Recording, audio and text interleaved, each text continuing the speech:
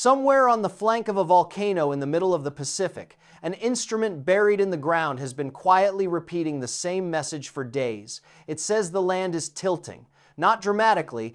Since the last eruption ended, the summit has swelled by about 15 millionths of a radian, which sounds like nothing until you translate it. That's one side of the ground. Lifting by roughly the width of your thumb across a stretch, you could walk in 10 minutes. No noise, no fire, just a needle drifting one direction on a chart in an office that, as of this weekend, still doesn't have reliable power. That needle is one of 4 alarms that went off on this planet in the last 72 hours.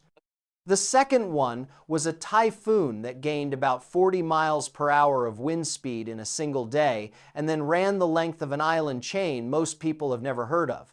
The third was a magnitude 6.7 earthquake that shook the southern Andes hard enough to crack schools and clinics and was felt by more than 2 million people. The fourth is a mountain in Sicily that has been throwing ash into commercial flight paths for more than 2 weeks straight, opening brand new vents in its own side, like a wound that keeps finding fresh places to split. 4 events, 4 continents, 1 weekend. And the question flooding comment sections right now is the obvious one: is the Earth doing something? Are these connected? Is this the build-up to something bigger? I'm going to give you a straight answer to that. And I'm going to give it to you with numbers, not vibes. But I'm going to make you wait for it a little, because the answer only lands once you understand what each of these 4 things actually is. Some of what you've read about them online this weekend is wrong. One of the headline numbers on the earthquake changed after it was published, and almost nobody noticed. And one of these 4 alarms is different from the other 3 in a way that matters enormously because it's the one that hasn't happened yet. If you want the planet tracked like this every day, from every continent, subscribe. That's the whole job of this channel, and it's free. Let's start with the loudest one. On Wednesday, August 19th, a tropical depression sitting near the Truk Islands in the western Pacific got a name: Saudel. At that point, it was unimpressive. Forecasters described its structure as lopsided, its center stretched out and exposed, the kind of storm that looks like it might spend a week failing to organize. Wind speeds around 40 miles per hour. Central pressure just over 1,000 hectopascals, which is barely below ordinary sea level air. Then it crossed water that was warmer than 30 degrees Celsius. That's above 86 Fahrenheit. And the critical part isn't the temperature at the surface, it's that the warmth ran deep. Forecasters call that high ocean heat content, and it's the difference between a storm that stirs up cold water from below and chokes itself and a storm that keeps drinking. Saudel kept drinking. Add to that what the Joint Typhoon Warning Center described as strong dual-channel outflow. The storm had 2 clear exhaust routes at high altitude, venting the air it was pulling in, which is essentially permission to keep breathing harder. In the 24 hours leading into Saturday, Saudel went from about 69 miles per hour to about 109. Think about what that means in ordinary time. Between one afternoon and the next, in the space of 1 night's sleep and 1 working day, this system added enough wind to jump from a strong tropical storm to a hurricane-force typhoon with a clean, open eye showing on infrared satellite. That's what meteorologists mean by rapid intensification, and it's one of the genuinely hard problems in forecasting. Track has gotten dramatically better over the past few decades. Intensity, how strong, how fast, remains stubborn. By Saturday, August 22nd, Saudel was running through the far northern Marianas. The National Weather Service held typhoon warnings for 3 islands: Agrihan, Pagan, and Alamegan. Winds forecast between 80 and 100 miles per hour, with gusts reaching around 130. At 7 in the evening local time, the center sat about 30 miles northwest of Agrihan. Maximum sustained winds by then were around 110 miles per hour. Central pressure had fallen to roughly 963 hectopascals. Let me make that pressure number mean something, because pressure is the honest measure of a storm, and almost nobody translates it. Standard sea level pressure is about 1,013 hectopascals. Every hectopascal you drop is more air being evacuated upward and outward from the core. 963 means the atmosphere over that patch of ocean has been hollowed out, and air rushing to fill a hollow is exactly what wind is. The approach numbers had been on the table for days, and they were tight. Earlier warnings put the center passing within 6 nautical miles of Agrihan, 26 nautical miles of Pagan, and about 159 nautical miles from Saipan. 6 nautical miles is roughly the distance across a small city. For an island a few miles wide, that isn't a near miss.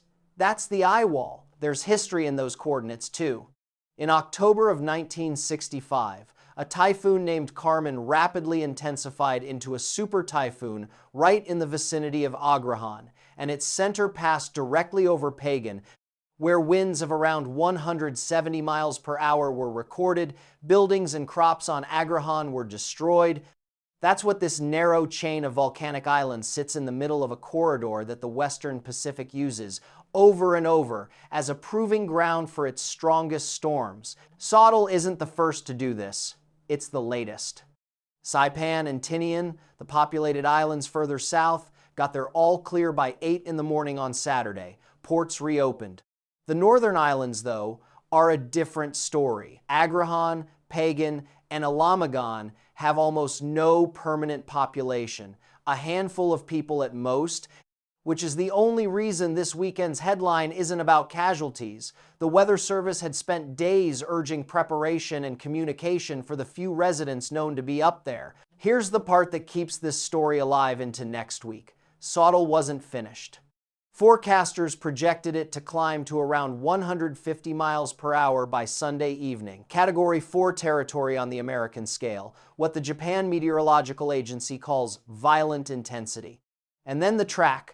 Okinawa and Amami Oshima are looking at a close approach around August 26th.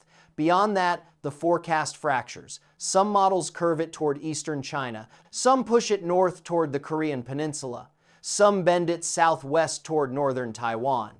12 typhoons have slipped past Korea this summer without a direct hit. Forecasters there are watching this one differently. And there's a second threat hiding in Saudel's wake, which is the part most coverage skipped entirely. Small craft advisories stayed up through Sunday afternoon, along with hazardous surf and dangerous rip currents along the reefs.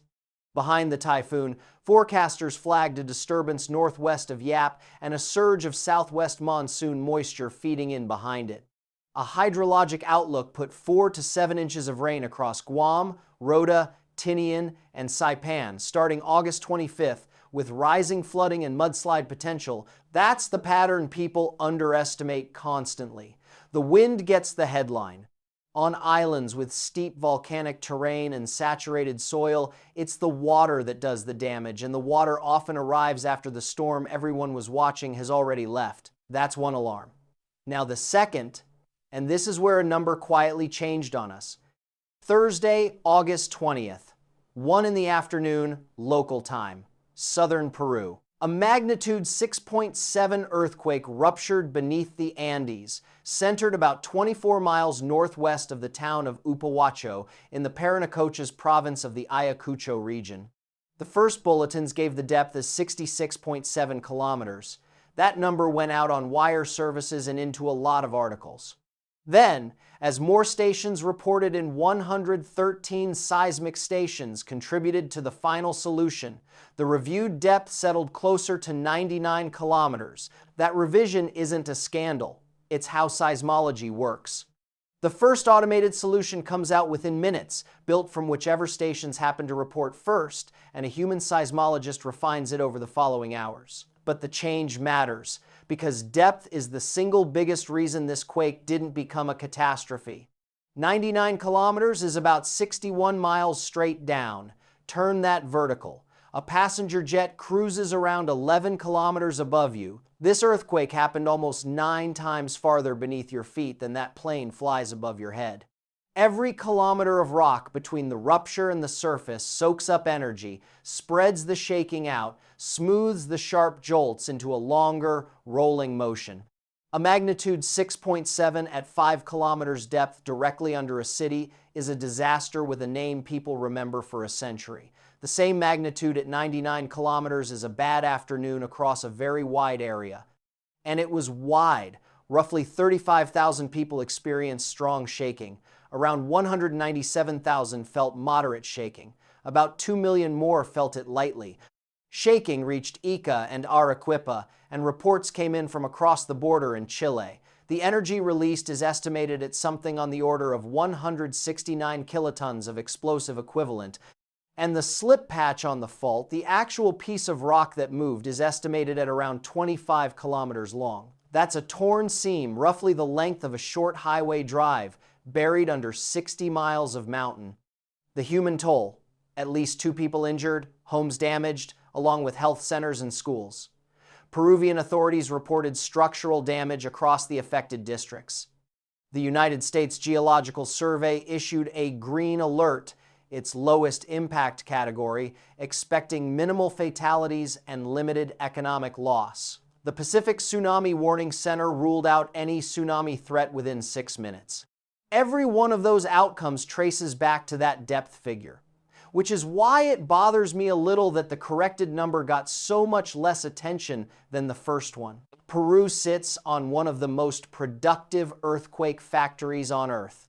The Nazca Plate is diving beneath South America, and it has produced some of the largest events ever instrumentally recorded: the 1960 magnitude 9.5 in southern Chile, the 2010 magnitude 8.8 at Mal, the 2007 magnitude 8.0 near Pisco that killed close to 600 people in the Ica region. Thursday's quake wasn't on the shallow contact between the plates, where those monsters live. It happened inside the descending slab itself, where the plate is bending and tearing under its own weight as it sinks. Different mechanism, different depth, different hazard profile entirely. Hold on to that distinction, because it's about to matter. Here's what an intraslab earthquake actually is, in plain terms. The Nazca Plate is old, cold, dense oceanic crust, and it's sliding down into hotter, softer mantle beneath South America. As it descends, it bends, it heats unevenly. Minerals inside it change phase and release trapped water. The slab is being pulled, squeezed, and dehydrated all at once, and eventually a piece of it fails internally. That's a completely separate machine from the one that produces the megathrust monsters. Those happen on the interface, where the two plates grind past each other, typically between about 10 and 60 kilometers depth, and those are the ones that generate tsunamis. Thursday's quake was too deep and too far inland for that, which is why the Tsunami Center could rule it out almost immediately. A magnitude 4.4 aftershock followed a few hours later, southwest of the main shock at a depth of 86 kilometers, the slab settling, not the surface breaking.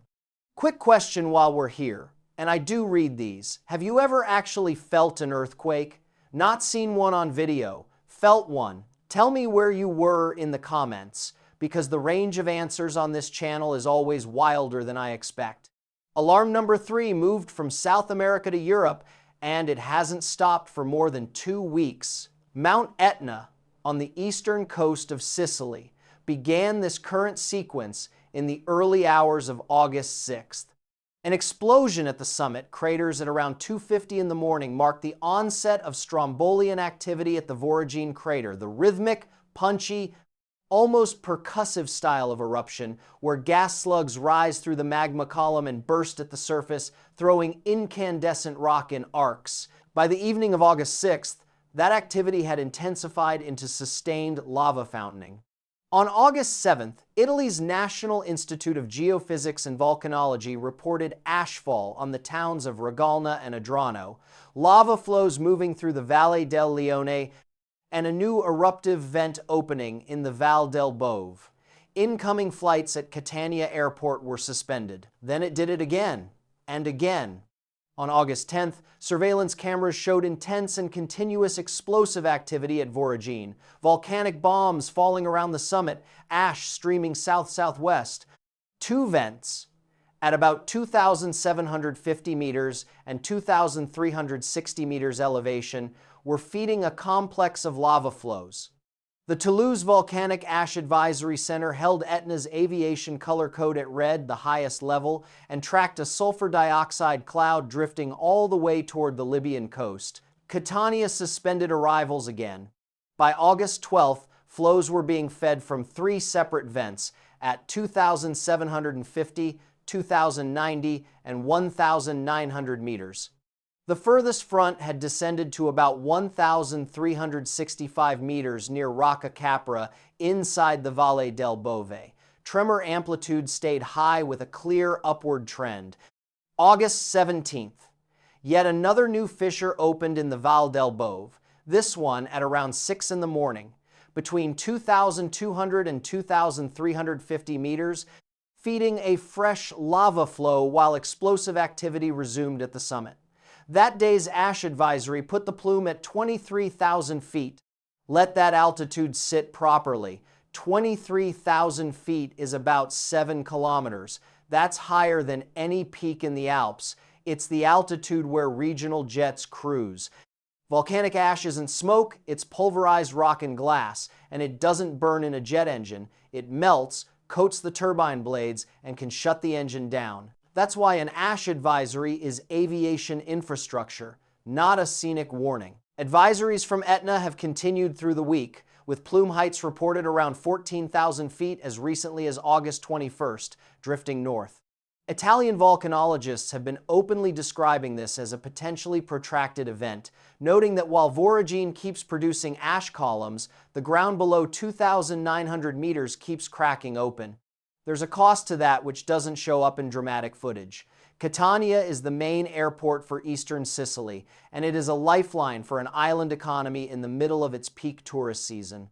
Every arrival suspension ripples outward into canceled connections, stranded passengers, and freight that doesn't move.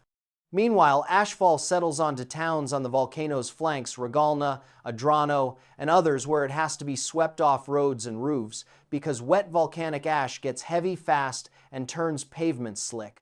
And underneath the drama, the tremor signal has been the thing volcanologists actually watch. Volcanic tremor is continuous ground vibration caused by fluid and gas moving through the plumbing beneath a volcano. When its amplitude climbs and its source point migrates upward, that generally means magma is rising. Through the middle of August, tremor at Etna held high with a gradually increasing trend, with the source centered near Voragine at about 3,000 meters elevation. That's a volcano being resupplied from below, not one running out of fuel.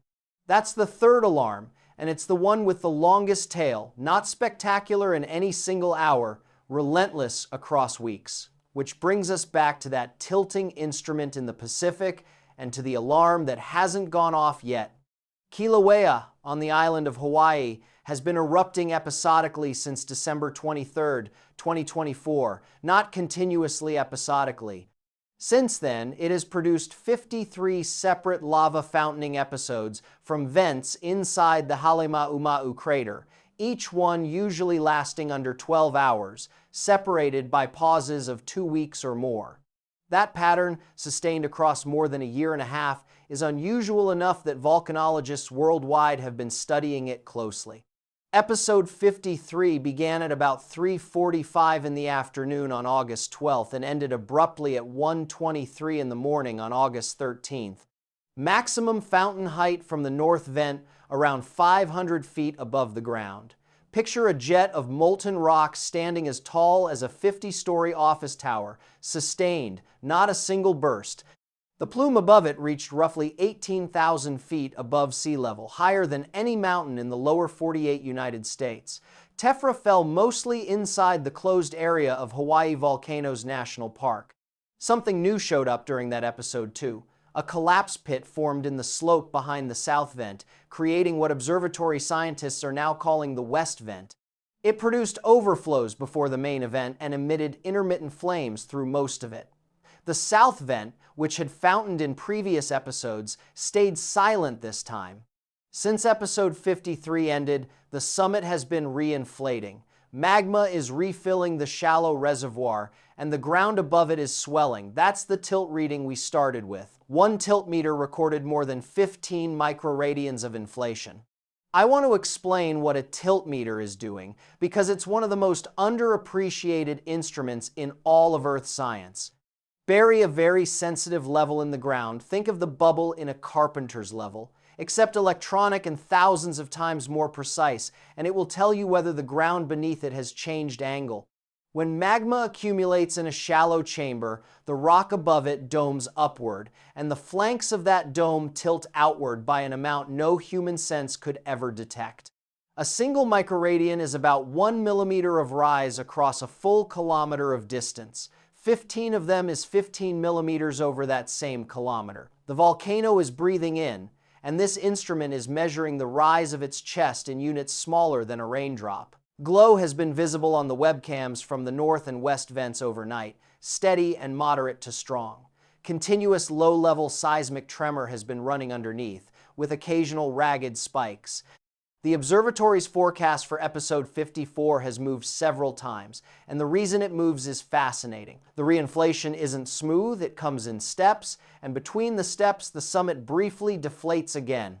One of those deflationary steps began early on August 14th, ahead of Hurricane Lala's arrival. A second one began around August 22nd and pushed the forecast window back.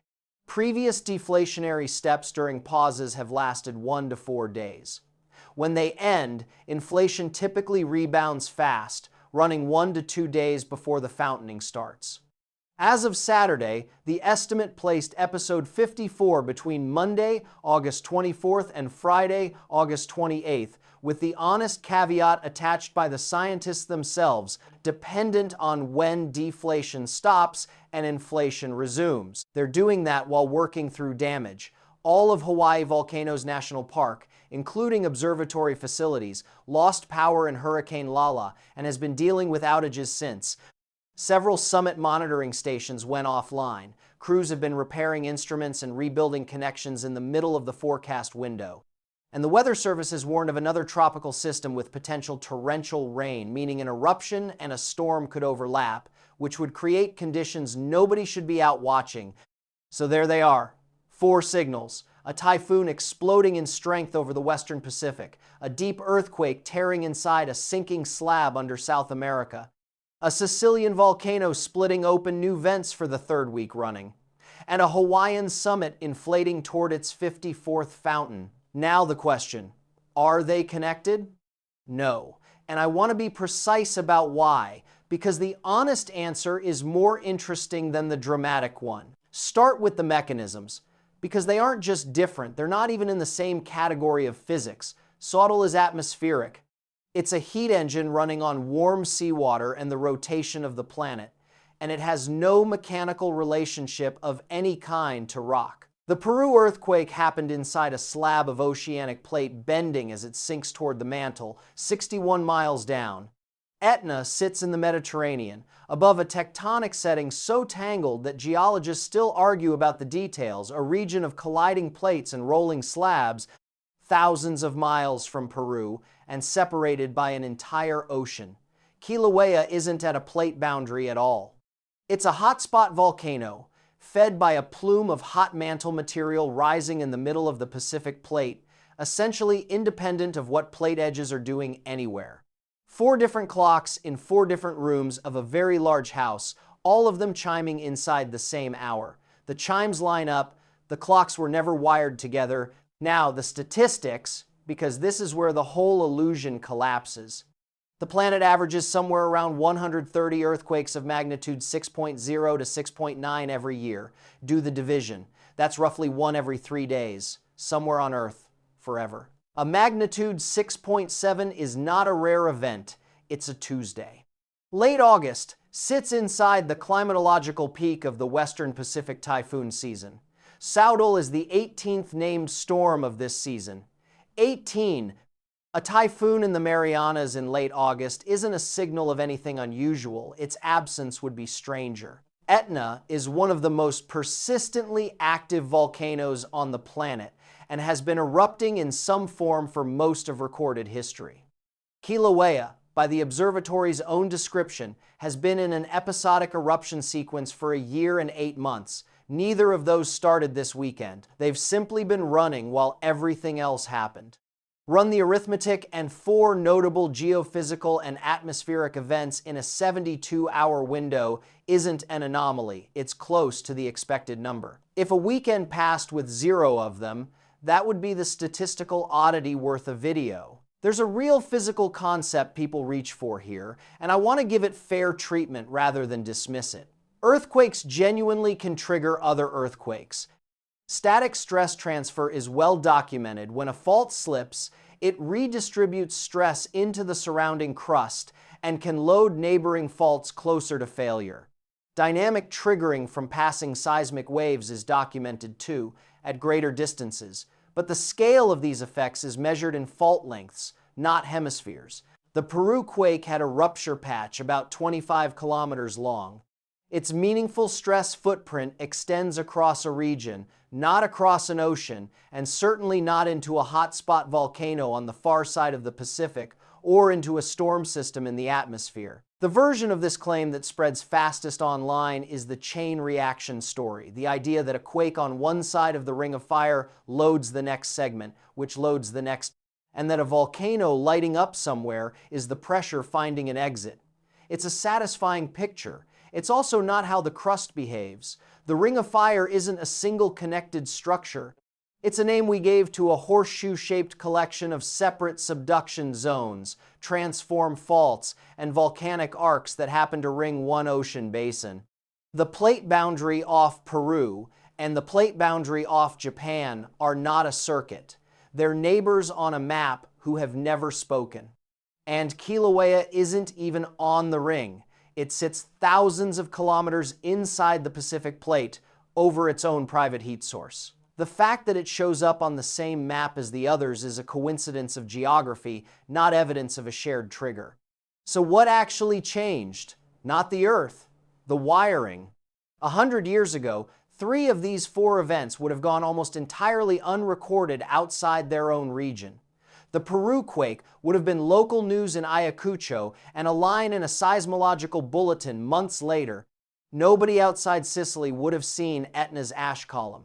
Saudel would have been known only to whatever ships had the misfortune to meet it. Today, there are seismic networks reporting a magnitude 6.7 within minutes, satellites imaging a typhoon eye every 10 minutes, volcanic ash advisory centers issuing bulletins on aviation timescales, tilt meters on a Hawaiian summit publishing microradian level ground deformation to a public website. And then every one of those feeds gets scraped, packaged, and pushed to your phone within the same hour. What you're feeling this weekend is real. It's just not geological. You're feeling the sensation of a planet that finally has enough instruments to show you how busy it always was. That said, I'm not going to tell you nothing here is notable, because a couple of things genuinely are. Saudel's intensification rate deserves attention. Storms that gain 40 miles per hour of wind in 24 hours are the ones that catch coastlines off guard, because preparation timelines are built around the forecast you had yesterday, not the storm you woke up to. Rapid intensification remains among the hardest things in operational meteorology to predict, and it's the failure mode most likely to turn a manageable event into a deadly one. Etna's sequence is unusual in its persistence. Repeated new fissures opening at progressively different elevations across 2.5 weeks, with tremors staying elevated, is a volcano being fed steadily rather than emptying a pocket and stopping. That's why Italian scientists have been careful to say the duration and consequences remain unpredictable. And Kīlauea's episodic behavior, 53 fountaining episodes and counting, with a stepwise, almost mechanical inflation and deflation pattern, is giving volcanologists something close to a repeating natural experiment. That's rare and valuable and worth watching for reasons that have nothing to do with fear. Here's the practical part, and it's short. If you're in the Western Pacific, Okinawa, Amami, and further out along the possible tracks toward Taiwan, Eastern China, or Korea this week is the week to check your supplies rather than your feed. Track uncertainty at 4 and 5 days out is normal, and it means the sensible move is to prepare for the reasonable worst case and be pleased if it misses. If you're an earthquake country anywhere, the Peru event is a free reminder of the thing that actually saves lives. It isn't prediction. It's building standards and fastened furniture and knowing where you'd go. Depth saved southern Peru on Thursday. Depth is luck. Preparation isn't. And if you're anywhere near Hawaii Volcanoes National Park in the coming days, watch for closures rather than watching for lava. Power is still being restored, several monitoring stations are still down, and there's a possibility of an eruption overlapping with heavy rain. So 4 alarms, 4 continents, 1 weekend, and 1 honest answer. They're not connected, the planet isn't accelerating, and the reason it feels like it is that you finally have a window into all 4 rooms at once. But one of those 4 clocks still hasn't chimed. Somewhere under Halemaumau right now, magma is pushing upward against rock, and a tiltmeter is counting the swelling in units too small to feel. When the deflationary step ends and inflation rebounds, typically 1 to 2 days of rapid tilt before it starts, the north vent will do what it's done 53 times before. The window runs from Monday, August 24th through Friday, August 28th. Meanwhile, Saudel is aiming for a close pass at Okinawa around August 26th, with 3 different continents worth of coastline still inside the model spread beyond it. 2 events, 1 week, both already on the calendar. Subscribe and turn the bell on, because I'll be covering episode 54 the day it starts and tracking Saudel's turn as the models converge, and neither one of those is going to wait for a convenient upload schedule.